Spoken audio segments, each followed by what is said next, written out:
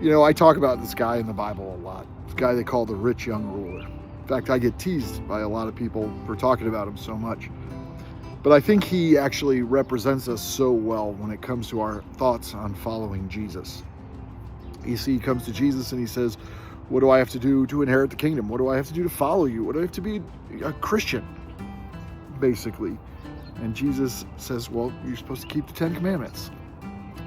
And he says, well, I've done that. And he says, well, now go sell everything you own, give the money to the poor, and then come follow me. And it says the rich young ruler walked away sad because he had so much money. And he didn't want to give it up. What I find interesting about that is we don't see this rich young ruler's name in this story.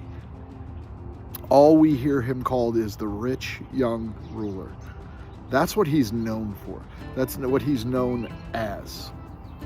And I think about this for my own life a lot. What do I want to be known for? Do I want to be known for following Christ, or do I want to be known for the things I have, the title I have, or the money, or the prestige? Do I want to be known because I want to be popular and I want to draw people to me, or do I want to be known for drawing people to Christ? And I think about that question a lot. In the Sermon on the Mount, Jesus' biggest sermon, he starts the sermon with these things called the Beatitudes. Basically, what do you believe? And he said, and basically he's saying it's important to know what you believe before you know how to live. But in between those two sections, the what you believe and how you should live, there's this little part where Jesus says salt and light. You're supposed to be salt and light. Salt is used to preserve things, is to keep them fresh, to keep them ready to eat, ready to consume. And light gets rid of darkness, right? And what Jesus is really saying there is, if you know what you believe and you know how to live, then I'll use you on this planet. You'll be known as salt and light. You'll be known for drawing people to the kingdom. So the question we have to ask ourselves, and I ask myself this a lot, if I died tomorrow and people got up one at a time and spoke at my funeral, what would they say about me? I mean, I would like to believe they'd say Mike was a nice guy, he was funny, all these things. But I really hope more than anything that people say Mike was known for drawing people to Jesus. That he was the salt and the light.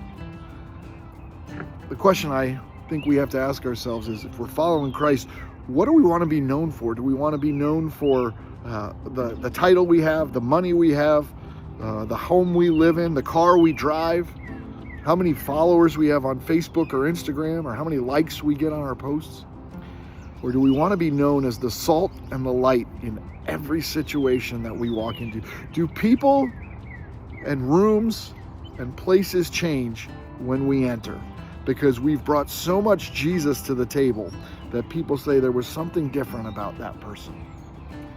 I pray that as Christ followers, we start to be known as the salt and the light.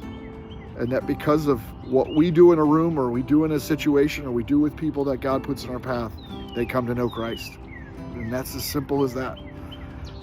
But we live in a world that tells us that we need to have more. We need to be known more for popularity, for money, for prestige, for the clothes we wear, the cars we drive, all these different things.